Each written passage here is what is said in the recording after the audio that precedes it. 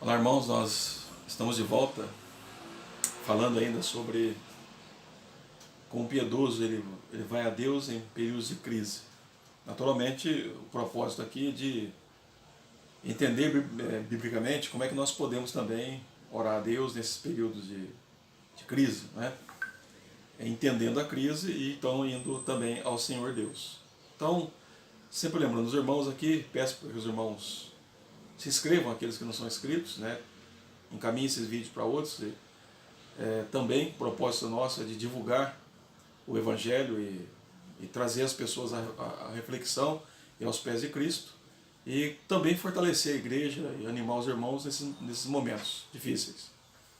Então nós vamos continuar aqui em Lamentações, capítulo 5, a partir do verso de número 10 agora.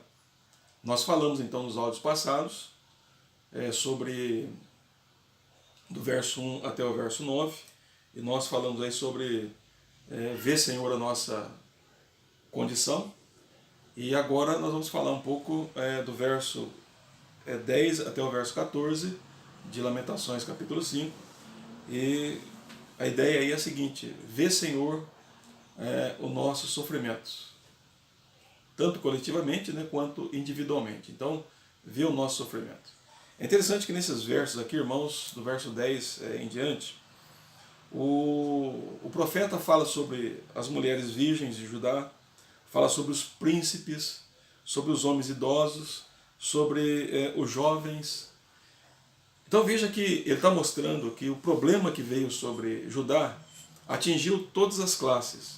Os mais idosos, atingiu as autoridades, no caso aqui os príncipes, atingiu as mulheres e atingiu os jovens. Todos foram atingidos. Então ele está descrevendo aqui, ele pega a coletividade e depois ele vai individualizando cada um. Os idosos, as autoridades, as mulheres virgens e também os jovens. De alguma forma o problema veio sobre todos.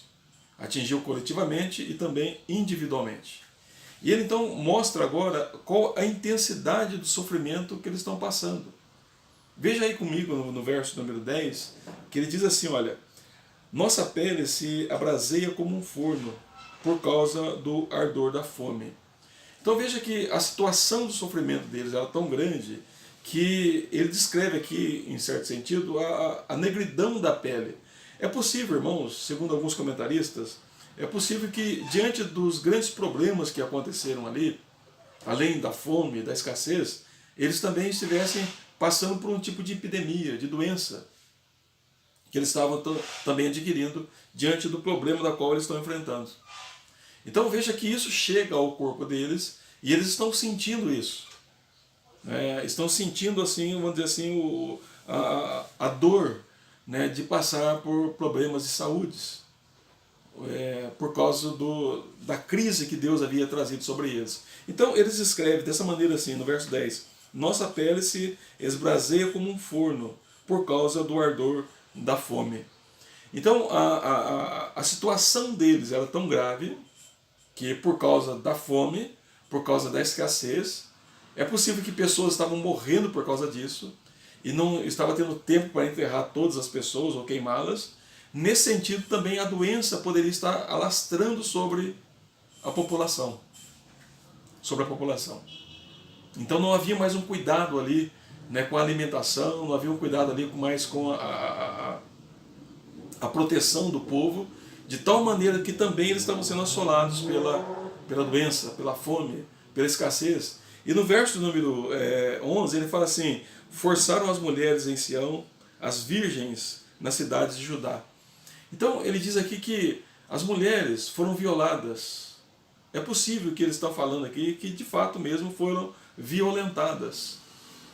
Elas estavam sofrendo violências, assim, a semelhança dos homens. Então, além de ter o problema das doenças que estavam atingindo o povo por causa da escassez, também eles estavam sofrendo violência, no caso aqui das mulheres. Só para os irmãos entenderem como é que estava a situação do povo. Então aqui, o que o profeta está fazendo? Descrevendo o sofrimento do povo. A escassez de alimento, problemas de doenças, possivelmente, que faziam com que a pele deles ficasse negra. E além disso, eles também, as mulheres, estavam sofrendo violência, sendo agredidas à semelhança dos homens. Aí no verso 12 ele diz: os príncipes foram mortos por eles, ou os príncipes foram por eles enforcados. Então, os príncipes aqui são as autoridades. E eles são possivelmente os líderes, né, das tribos, ou os líderes dos grupos. Né? Então, esses homens também foram enforcados por eles. É possível, irmãos, que o que tem acontecido é o seguinte: quando Jeremias ele profetiza que Deus estava levantando a Babilônia para vir contra Judá, Jeremias também orienta o povo a não resistir à Babilônia. Ele estava dizendo assim: entreguem a Babilônia, porque lutar contra a Babilônia é a mesma coisa que lutar contra Deus. É possível que no meio do povo havia aqueles líderes também que eram rebeldes, à semelhança do rei, que não ouviu o que Jeremias havia dito, até considerou Jeremias como um traidor da pátria, né, perseguindo ele, prendendo-o por causa disso. Eles não consideraram a voz do profeta, até porque a voz do profeta era a voz de Deus, e por não dar ouvidos à voz do Senhor, é possível que eles tenham se rebelado contra Nabucodonosor. E o que acontece aqui? Foram mortos, enforcados. Porque eles estavam praticamente, se rebelar contra Nabucodonosor seria a mesma coisa que lutar contra Deus. Então, essa era a situação deles. Então ele diz aí: os nossos príncipes foram enforcados. As faces dos velhos não foram reverenciadas. Até as pessoas idosas não receberam um tratamento tão bom assim. É natural que naquele período uma pessoa idosa era muito respeitada, era muito considerada, era um ancião. E mesmo assim eles não receberam o tratamento devido, porque estavam sendo desrespeitados. Então veja que a situação aqui pegou todo mundo. Pegou os homens, pegou as mulheres, pegou os idosos, pegou as autoridades, pegou os jovens. Não ficou ninguém sem que recebesse também o respaldo aí, ou melhor, sem que recebesse parte da sentença que Deus havia lançado sobre o povo, parte da maldição, do castigo que Deus trouxe sobre o povo. Como diz alguém, respingou em todo mundo, em todas as classes, em todas as classes. Tão grave era a situação do povo. Mas eu quero chamar a atenção dos irmãos que o profeta está falando isso para Deus. O profeta está descrevendo o sofrimento deles, coletivamente e individualmente, para Deus.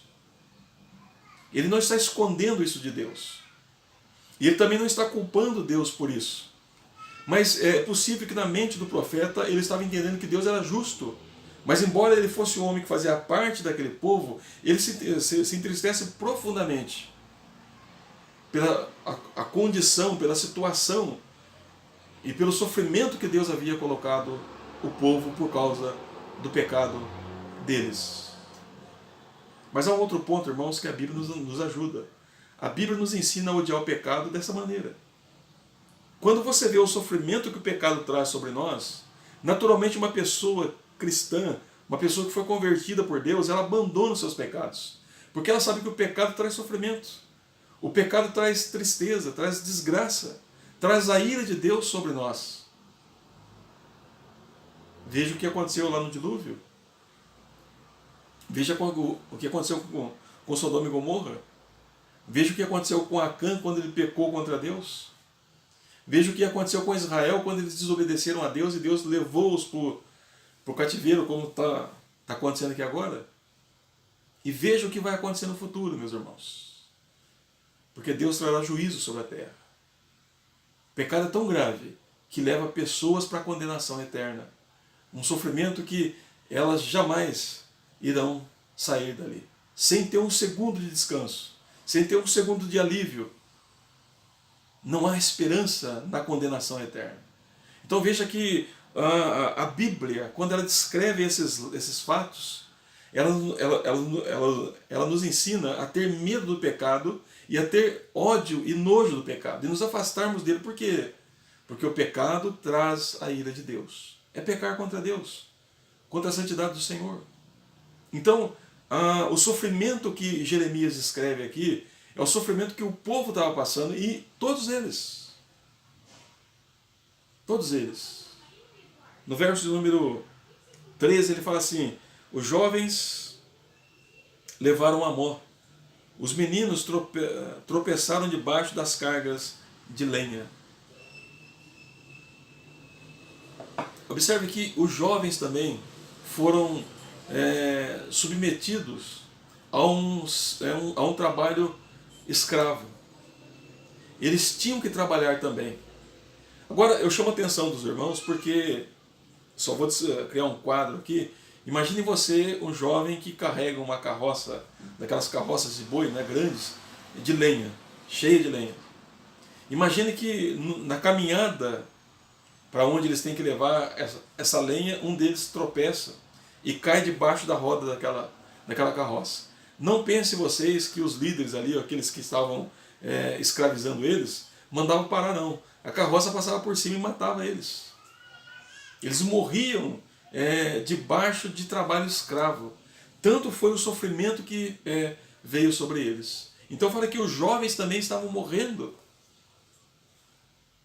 diante de tão grande sofrimento que Deus trouxe sobre esse povo, por causa da quebra da aliança. Eu quero chamar a atenção dos irmãos para um outro detalhe. Não é que Deus fez isso aqui imediatamente, viu? Deus, ao longo da história do reino do povo, os irmãos podem ler lá no livro de Reis, no livro de Samuel, né, no livro das Crônicas, os irmãos vão perceber até nos profetas, Deus sempre mandou o profeta avisando o povo, exortando o povo, orientando o povo. A paciência de Deus, a longanimidade de Deus é grande, mas ela tem um fim com relação ao pecado. Então, o que está acontecendo aqui? Esse povo que está sofrendo não é um povo que eles não tinham sido avisados, eles foram avisados, os profetas vieram até eles, exortando-os ao arrependimento. Eu falei já em alguns áudios, alguns vídeos passados, que antes de Deus trazer o problema, ele primeiro exorta o povo. Ele age com longanimidade, com bondade, com misericórdia e graça. Então o que está acontecendo aqui, irmãos, não é uma coisa que veio de repente, não. Não veio por causa de um pecado só. Embora um pecado já merecia isso, mas ele veio diante de uma série de recomendações, de exortações, de mensagens dos profetas que Deus havia enviado para o povo. E mesmo assim o povo não deu ouvido a Deus. Viraram as costas para Deus. Então agora eles estão sofrendo as consequências. E as consequências entrou em todas as classes. Desde as autoridades, dos homens mais velhos, das mulheres, das jovens mulheres e também dos jovens. Estão morrendo porque eles desobedeceram a Deus. Essa era a situação do sofrimento deles.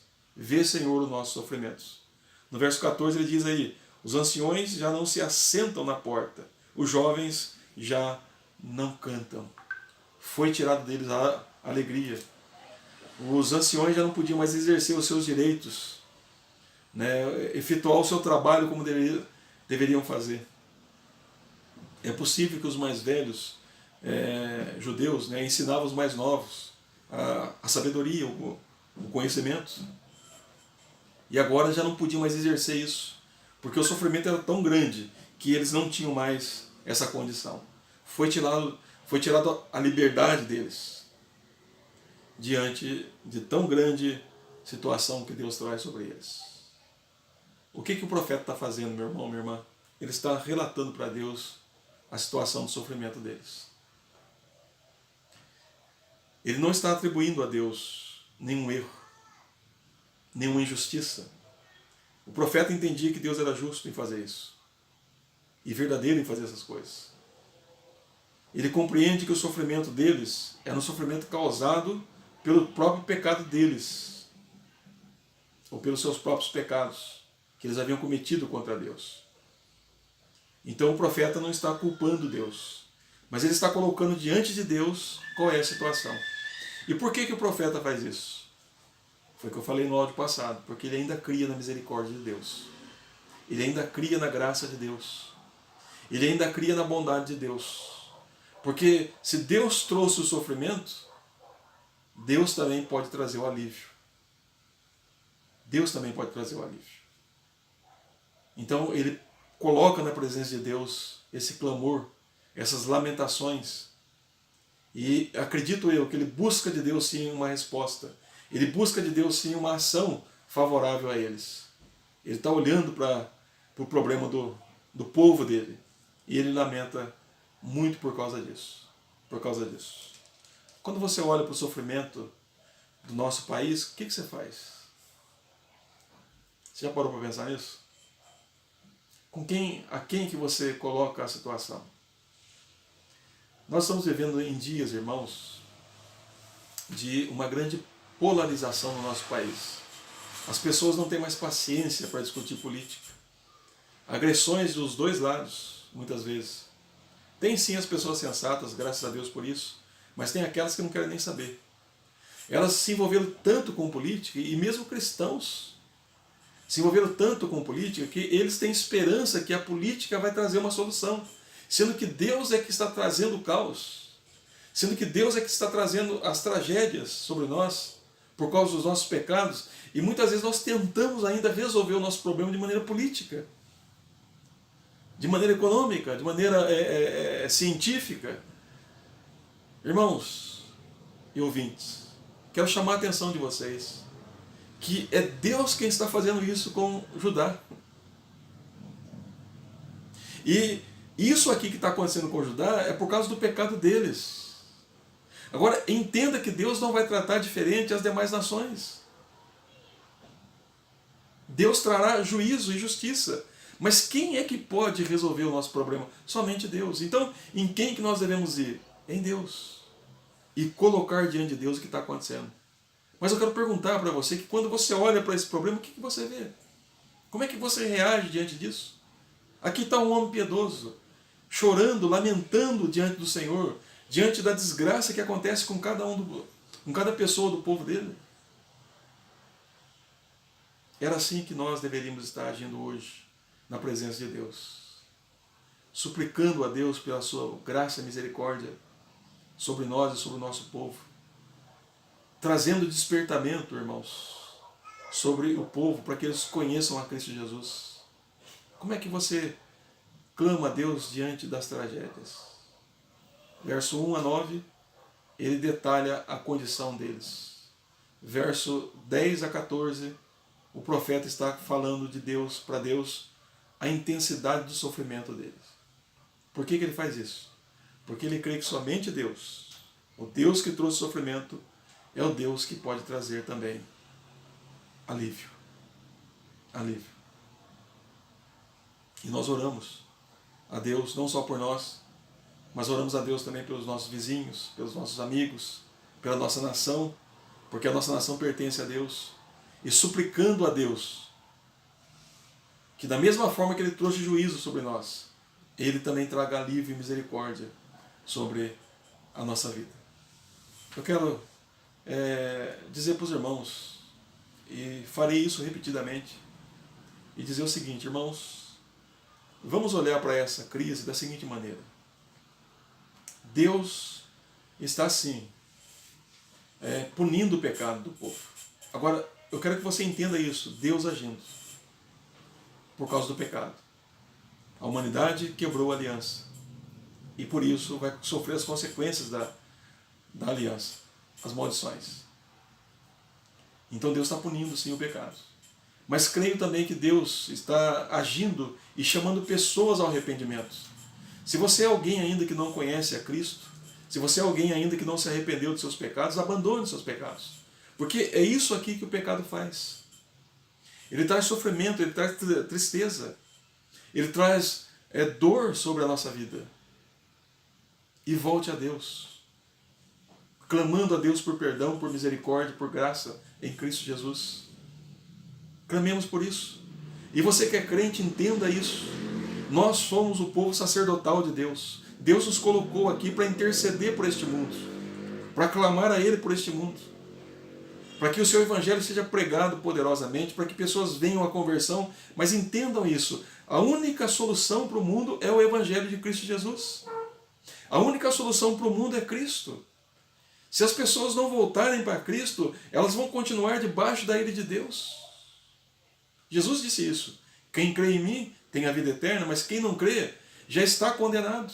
E essa pessoa permanece debaixo da ira de Deus, mas como é que ele pode sair de lá? Somente por meio de Cristo Jesus. Um piedoso clama por isso. Ele põe os detalhes na presença de Deus, mas crendo que Deus é poderoso para fazer isso, para resolver o problema. Então, irmãos, é tempo de clamor, é tempo de proclamar as verdades do Evangelho. O pecado traz sofrimento, o pecado traz tragédia, o pecado traz desgraça sobre a vida. E é isso que nós estamos passando hoje no nosso país. E entenda uma coisa, irmãos, se não houver arrependimento, as coisas podem piorar para nós, para todo o país. E todos vão sentir. Todos vão sentir. Então não vamos entender isso apenas só que Deus está proibindo de você ir para a igreja, não. Talvez tem pessoas que estão ansiosas para ir à igreja. Não, isso é verdadeiro, é bom, mas veja um pouco mais longe das quatro paredes. Talvez Deus tirou a igreja das quatro paredes para a igreja ver melhor o que está acontecendo. Olha, não é aí dentro que eu quero vocês, é lá fora, pregando a mensagem do Evangelho, a mensagem de arrependimento. Arrependei-vos porque é chegado o reino de Deus. Entenda claramente isso. É possível que Deus tire a gente das quatro paredes, daquele lugar bem gostoso que a gente fica ali todo domingo, não é verdade? Um lugar confortável. Tira nós desse lugar para a gente poder olhar melhor o mundo. Olha lá fora. Por que está acontecendo isso? Por que eu estou fazendo isso? Porque as pessoas estão em pecado contra mim. A solução, meu irmão, minha irmã, é o Evangelho. E um piedoso clama a Deus profundamente, suplicando por isso. Suplicando por isso. Deus abençoe os irmãos. Deus fortaleça os irmãos. Nós voltaremos num próximo áudio, num próximo vídeo, falando um pouco mais de lamentações e como um piedoso ora a Deus em épocas de crise. Deus abençoe os irmãos.